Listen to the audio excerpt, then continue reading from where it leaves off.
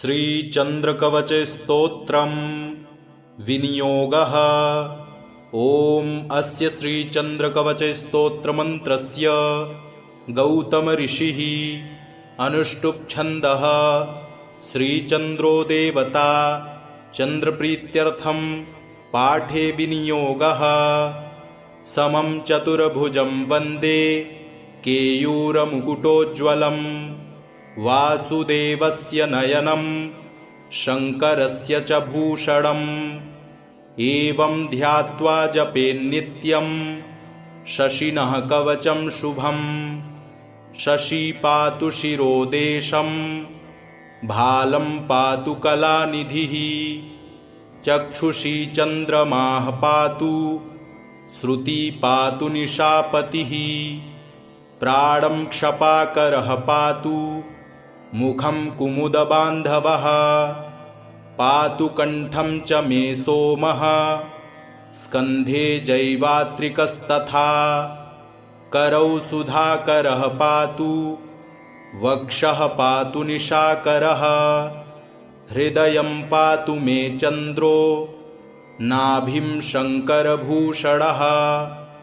मध्यं पातु सुरश्रेष्ठः कटिं पातु सुधाकरः। ऊरू तारापतिः पातु मृगाङ्को जानुनी सदा। अब्धिजः पातु मे जङ्घे पातु पादौ विधुः सदा। सर्वाण्यन्यानि चाङ्गानि पातु चन्दूखिलं वपुः। एतद्धि कवचं दिव्यं भुक्तिमुक्तिप्रदायकम्। यः पठेत् शृणुयाद्वापि सर्वत्र विजयी भवेत्। समं चतुर्भुजं वन्दे केयूरमुकुटोज्ज्वलं वासुदेवस्य नयनं शङ्करस्य च भूषणम्। एवं ध्यात्वा जपेन्नित्यं शशिनः कवचं शुभं। शशी पातु शिरोदेशं भालं पातु कलानिधिः। चक्षुषी चन्द्रमाः पातु श्रुति पातु निशापतिः। प्राणं क्षपाकरः पातु मुखं कुमुदबान्धवः। पातु कण्ठं च मे सोमः स्कन्धे जैवात्रिकस्तथा। करौ सुधाकरः पातु वक्षः पातु निशाकरः। हृदयं पातु मे चन्द्रो नाभिं शङ्करभूषणः। मध्यं पातु सुरश्रेष्ठः कटिं पातु सुधाकरः।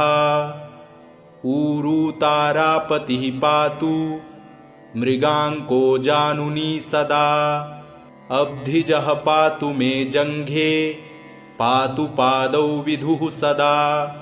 सर्वाण्यन्यानि चाङ्गानि पातु चन्दूखिलं वपुः। एतद्धि कवचं दिव्यं भुक्तिमुक्तिप्रदायकम्। यः पठेत् शृणुयाद्वापि सर्वत्र विजयी भवेत्।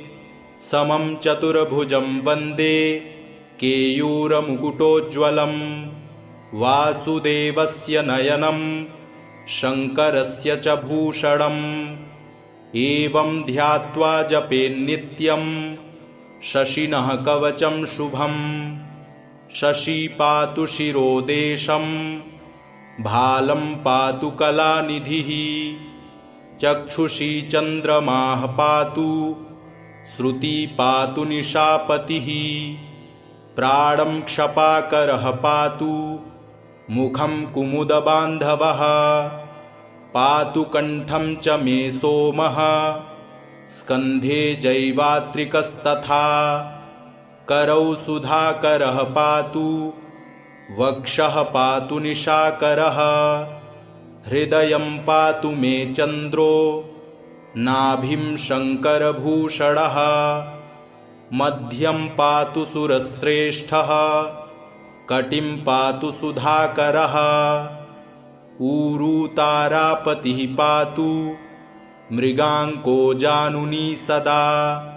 अब्धिजः पातु मे जङ्घे पातु पादौ विधुः सदा सर्वाण्यन्यानि चाङ्गानि पातु चन्दूखिलं वपुः एतद्धि कवचं दिव्यं भुक्तिमुक्तिप्रदायकम् यः पठेत् शृणुयाद्वापि सर्वत्र विजयी भवेत् समं चतुर्भुजं वन्दे केयूरमुकुटोज्ज्वलं वासुदेवस्य नयनं शङ्करस्य च भूषणम् एवं ध्यात्वा जपेन्नित्यं शशिनः कवचं शुभं शशी पातु शिरोदेशं भालं पातु कलानिधिः चक्षुषी चन्द्रमाः पातु श्रुति पातु निशापतिः प्राणं क्षपाकरः पातु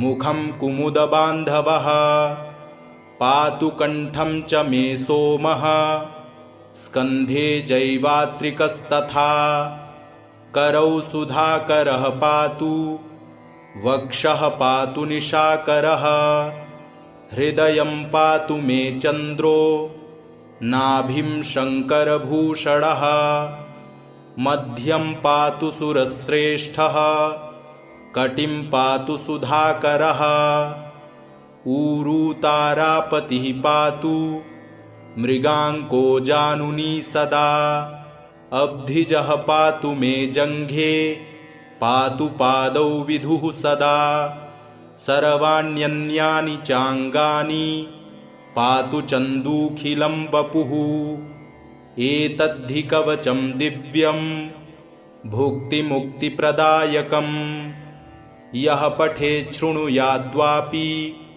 सर्वत्र विजयी भवेत् समं चतुर्भुजं वन्दे केयूरमुकुटोज्ज्वलं वासुदेवस्य नयनं शङ्करस्य च भूषणम् एवं ध्यात्वा जपेन्नित्यं शशिनः कवचं शुभं शशी पातु शिरोदेशं भालं पातु कलानिधिः चक्षुषी चन्द्रमाः पातु श्रुति पातु निशापतिः प्राणं क्षपाकरः पातु मुखं कुमुदबान्धवः पातु कण्ठं च मे सोमः स्कन्धे जैवात्रिकस्तथा करौ सुधाकरः पातु वक्षः पातु निशाकरः हृदयं पातु मे चन्द्रो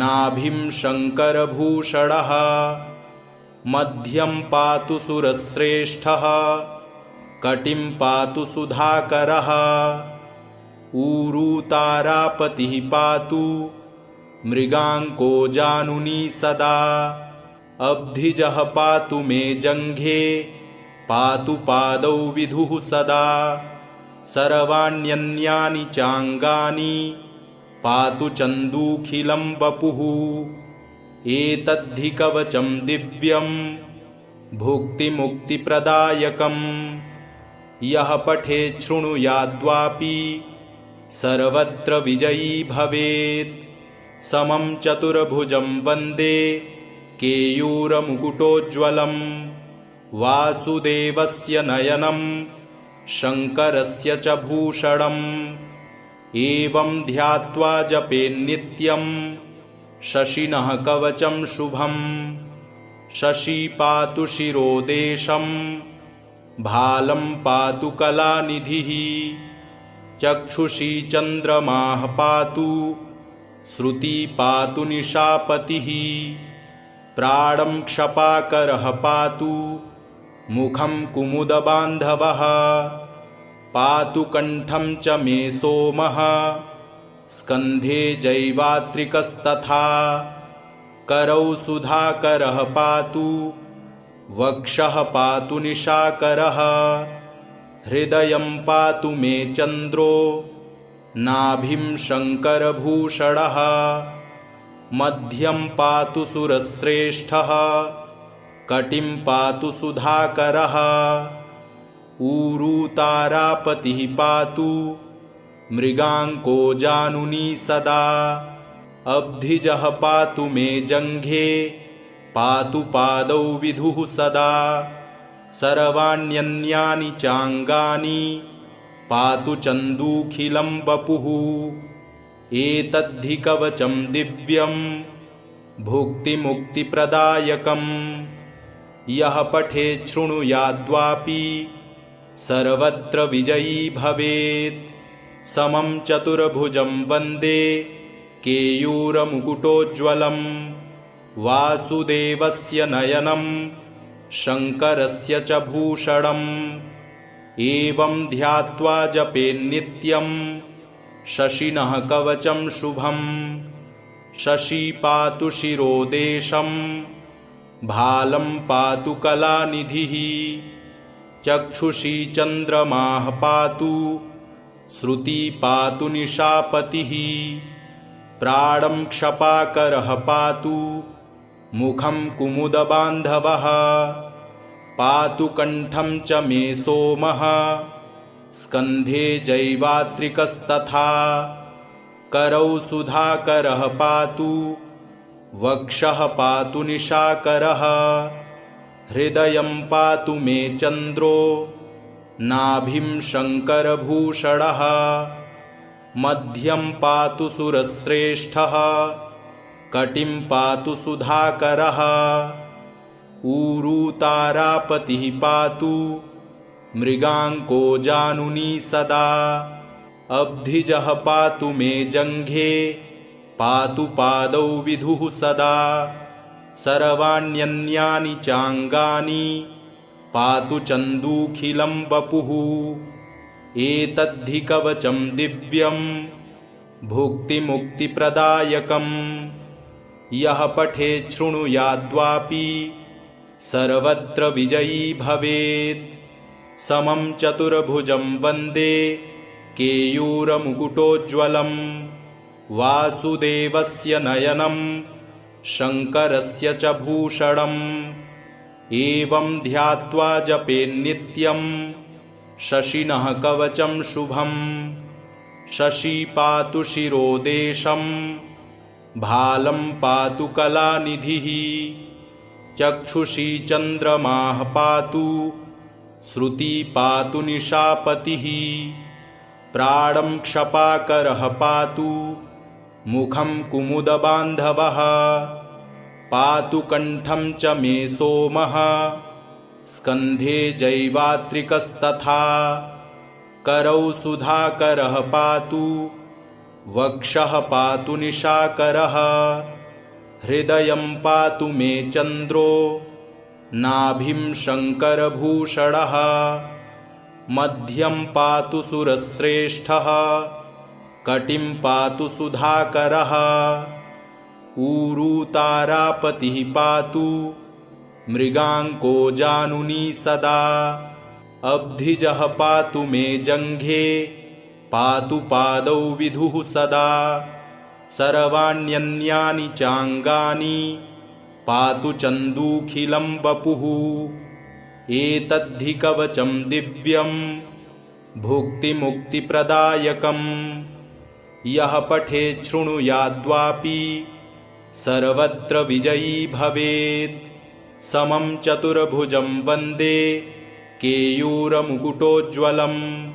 वासुदेवस्य नयनं शङ्करस्य च भूषणम्। एवं ध्यात्वा जपेन्नित्यं शशिनः कवचं शुभं। शशी पातु शिरोदेशं भालं पातु कलानिधिः। चक्षुषी चन्द्रमाः पातु श्रुति पातु निशापतिः। प्राणं क्षपाकरः पातु मुखं कुमुदबान्धवः। पातु कण्ठं च मे सोमः स्कन्धे जैवात्रिकस्तथा। करौ सुधाकरः पातु वक्षः पातु निशाकरः। हृदयं पातु मे चन्द्रो नाभिं शङ्करभूषणः। मध्यं पातु सुरश्रेष्ठः कटिं पातु सुधाकरः। ऊरू तारापतिः पातु मृगाङ्को जानुनी सदा अब्धिजः पातु मे जङ्घे पातु पादौ विधुः सदा सर्वाण्यन्यानि चाङ्गानि पातु चन्दूखिलं वपुः एतद्धि कवचं दिव्यं भुक्तिमुक्तिप्रदायकं यः पठेत् शृणुयाद्वापि सर्वत्र विजयी भवेत् समं चतुर्भुजं वन्दे केयूरमुकुटोज्ज्वलं वासुदेवस्य नयनं शङ्करस्य च भूषणम् एवं ध्यात्वा जपेन्नित्यं शशिनः कवचं शुभं शशी पातु शिरोदेशं भालं पातु कलानिधिः चक्षुषी चन्द्रमाः पातु श्रुति पातु निशापतिः प्राणं क्षपाकरः पातु मुखं कुमुदबान्धवः पातु कण्ठं च मे सोमः स्कन्धे जैवात्रिकस्तथा करौ सुधाकरः पातु वक्षः पातु निशाकरः हृदयं पातु मे चन्द्रो नाभिं शङ्करभूषणः मध्यं पातु सुरश्रेष्ठः कटिं पातु सुधाकरः ऊरू तारापतिः पातु मृगाङ्को जानुनी सदा अब्धिजः पातु मे जङ्घे पातु पादौ विधुः सदा सर्वाण्यन्यानि चाङ्गानि पातु चन्दूखिलं वपुः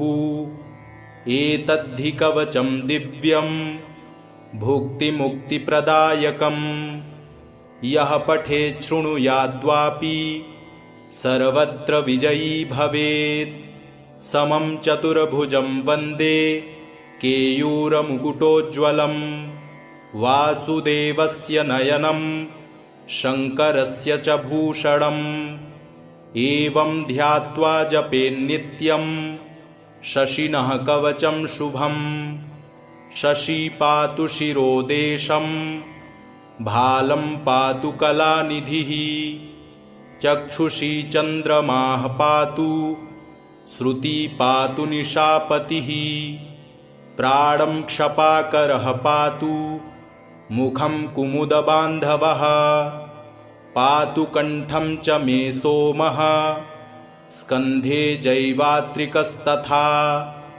करौ सुधाकरः पातु वक्षः पातु निशाकरः हृदयं पातु मे चन्द्रो नाभिं शङ्करभूषणः मध्यं पातु सुरश्रेष्ठः कटिं पातु सुधाकरः ऊरू तारापतिः पातु मृगाङ्को जानुनी सदा अब्धिजः पातु मे जङ्घे पातु पादौ विधुः सदा सर्वाण्यन्यानि चाङ्गानि पातु चन्दूखिलं वपुः एतद्धि कवचं दिव्यं भुक्तिमुक्तिप्रदायकं यः पठेत् शृणुयाद्वापि सर्वत्र विजयी भवेत् समं चतुर्भुजं वन्दे केयूरमुकुटोज्ज्वलं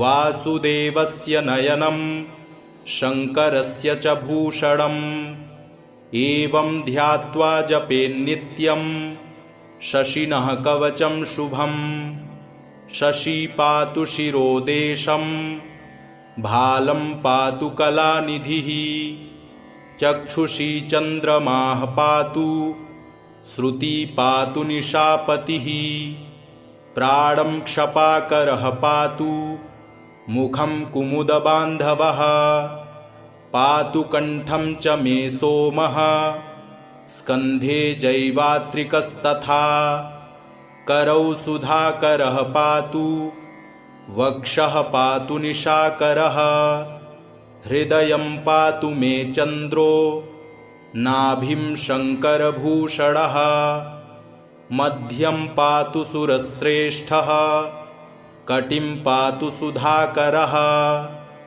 ऊरू तारापतिः पातु मृगाङ्को जानुनी सदा। अब्धिजः पातु मे जङ्घे पातु पादौ विधुः सदा। सर्वाण्यन्यानि चाङ्गानि पातु चन्दूखिलं वपुः। एतद्धि कवचं दिव्यं भुक्तिमुक्तिप्रदायकम्। यः पठेत् शृणुयाद्वापि सर्वत्र विजयी भवेत्। समं चतुर्भुजं वन्दे केयूरमुकुटोज्ज्वलं। वासुदेवस्य नयनं शङ्करस्य च भूषणम्। एवं ध्यात्वा जपेन्नित्यं शशिनः कवचं शुभम्। शशी पातु शिरोदेशं भालं पातु कलानिधिः। चक्षुषी चन्द्रमाः पातु श्रुति पातु निशापतिः।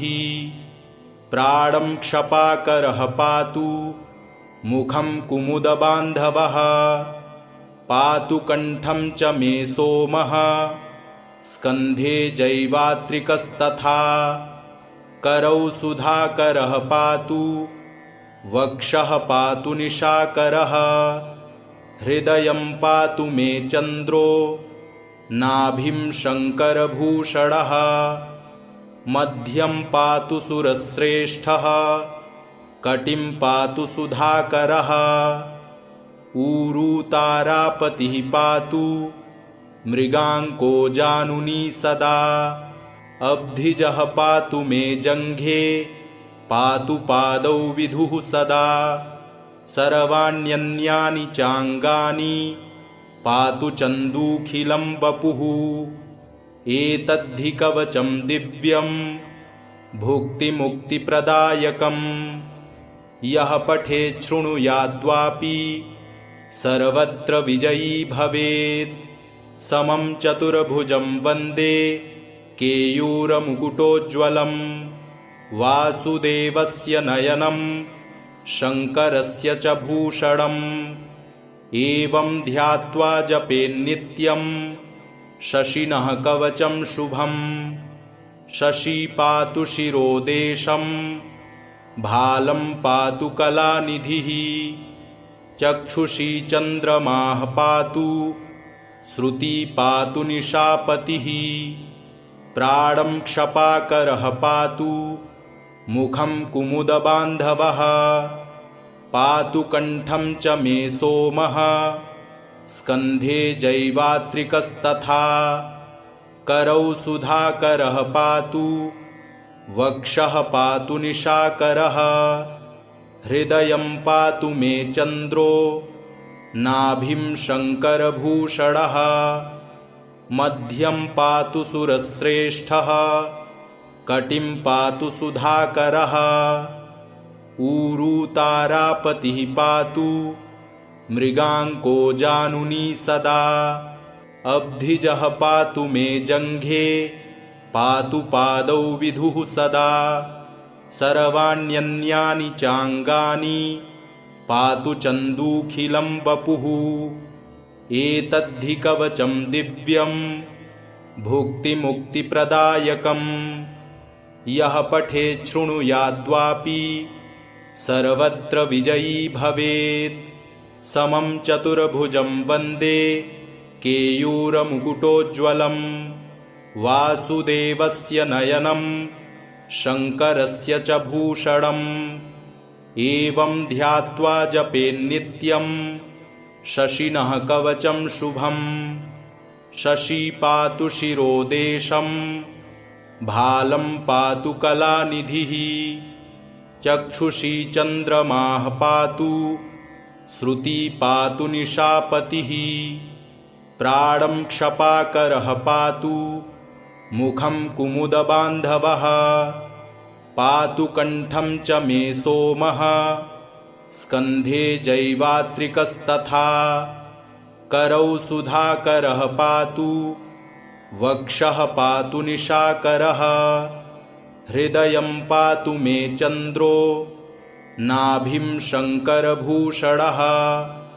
मध्यं पातु सुरश्रेष्ठः कटिं पातु सुधाकरः ऊरू तारापतिः पातु मृगाङ्को जानुनी सदा अब्धिजः पातु मे जङ्घे पातु पादौ विधुः सदा सर्वाण्यन्यानि चाङ्गानि पातु चन्दूखिलं वपुः एतद्धि कवचं दिव्यं भुक्तिमुक्तिप्रदायकं यः पठेत् शृणुयाद्वापि सर्वत्र विजयी भवेत् समं चतुर्भुजं वन्दे केयूरमुकुटोज्ज्वलं वासुदेवस्य नयनं शङ्करस्य च भूषणम् एवं ध्यात्वा जपेन्नित्यं शशिनः कवचं शुभं शशी पातु शिरोदेशं भालं पातु कलानिधिः चक्षुषी चन्द्रमाः पातु श्रुति पातु निशापतिः प्राणं क्षपाकरः पातु मुखं कुमुदबान्धवः पातु कण्ठं च मे सोमः स्कन्धे जैवात्रिकस्तथा करौ सुधाकरः पातु वक्षः पातु निशाकरः हृदयं पातु मे चन्द्रो नाभिं शङ्करभूषणः मध्यं पातु सुरश्रेष्ठः कटिं पातु सुधाकरः ऊरू तारापतिः पातु मृगाङ्को जानुनी सदा अब्धिजः पातु मे जङ्घे पातु पादौ विधुः सदा सर्वाण्यन्यानि चाङ्गानि पातु चन्दूखिलं वपुः एतद्धि कवचं दिव्यं भुक्तिमुक्तिप्रदायकं यः पठेत् शृणुयाद्वापि सर्वत्र विजयी भवेत् समं चतुर्भुजं वन्दे केयूरमुकुटोज्ज्वलं वासुदेवस्य नयनं शङ्करस्य च भूषणम् एवं ध्यात्वा जपेन्नित्यं शशिनः कवचं शुभं शशी पातु शिरोदेशं भालं पातु कलानिधिः चक्षुषी चन्द्रमाः पातु श्रुति पातु निशापतिः प्राणं क्षपाकरः पातु मुखं कुमुदबान्धवः पातु कण्ठं च मे सोमः स्कन्धे जैवात्रिकस्तथा करौ सुधाकरः पातु वक्षः पातु निशाकरः हृदयं पातु मे चन्द्रो नाभिं शङ्करभूषणः मध्यं पातु सुरश्रेष्ठः कटिं पातु सुधाकरः ऊरू तारापतिः पातु मृगाङ्को जानुनी सदा अब्धिजः पातु मे जङ्घे पातु पादौ विधुः सदा सर्वाण्यन्यानि चाङ्गानि पातु चन्दूखिलं वपुः एतद्धि कवचं दिव्यं भुक्तिमुक्तिप्रदायकं यः पठेत् शृणुयाद्वापि सर्वत्र विजयी भवेत् समं चतुर्भुजं वन्दे केयूरमुकुटोज्ज्वलं वासुदेवस्य नयनं शङ्करस्य च भूषणम् एवं ध्यात्वा जपेन्नित्यं शशिनः कवचं शुभं शशी पातु शिरोदेशं भालं पातु कलानिधिः चक्षुषी चन्द्रमाः पातु श्रुति पातु निशापतिः प्राणं क्षपाकरः पातु मुखं कुमुदबान्धवः पातु कण्ठं च मे सोमः स्कन्धे जैवात्रिकस्तथा करौ सुधाकरः पातु वक्षः पातु निशाकरः हृदयं पातु मे चन्द्रो नाभिं शङ्करभूषणः मध्यं पातु सुरश्रेष्ठः कटिं पातु सुधाकरः ऊरू तारापतिः पातु मृगाङ्को जानुनी सदा अब्धिजः पातु मे जङ्घे पातु पादौ विधुः सदा सर्वाण्यन्यानि चाङ्गानि पातु चन्दूखिलं वपुः एतद्धि कवचं दिव्यं भुक्तिमुक्तिप्रदायकं यः पठेत् शृणुयाद्वापि सर्वत्र विजयी भवेत् समं चतुर्भुजं वन्दे केयूरमुकुटोज्ज्वलं वासुदेवस्य नयनं शङ्करस्य च भूषणम् एवं ध्यात्वा जपेन्नित्यं शशिनः कवचं शुभं शशी पातु शिरोदेशं भालं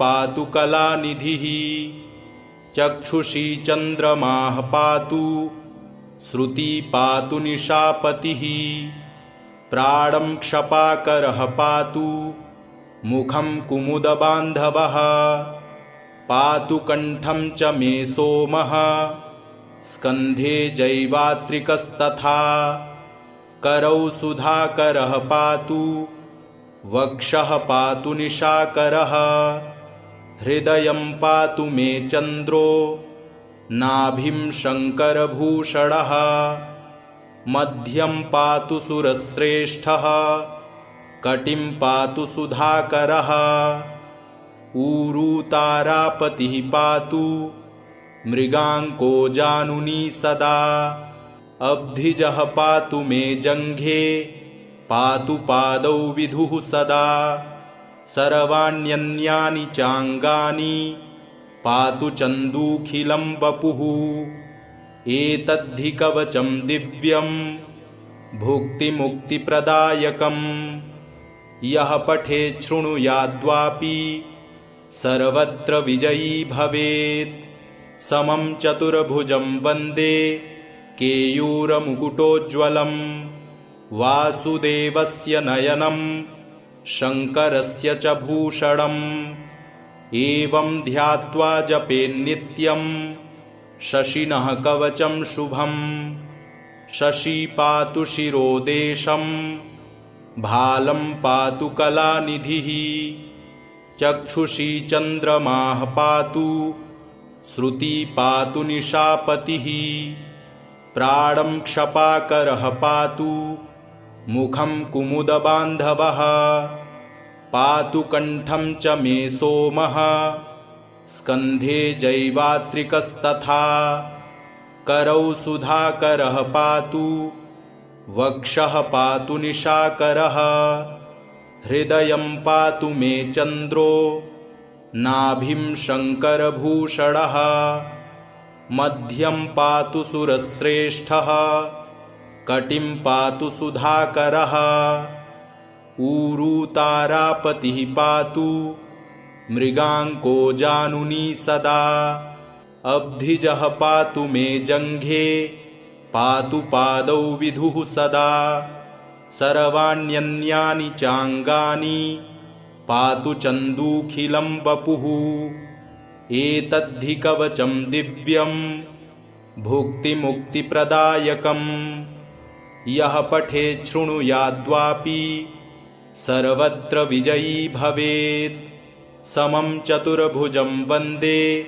केयूरमुकुटोज्ज्वलं वासुदेवस्य नयनं शङ्करस्य च भूषणम् एवं ध्यात्वा जपेन्नित्यं शशिनः कवचं शुभं शशी पातु शिरोदेशं भालं पातु कलानिधिः चक्षुषी चन्द्रमाः पातु श्रुति पातु निशापतिः प्राणं क्षपाकरः पातु मुखं कुमुदबान्धवः पातु कण्ठं च मे सोमः स्कन्धे जैवात्रिकस्तथा करौ सुधाकरः पातु वक्षः पातु निशाकरः हृदयं पातु मे चन्द्रो नाभिं शङ्करभूषणः मध्यं पातु सुरश्रेष्ठः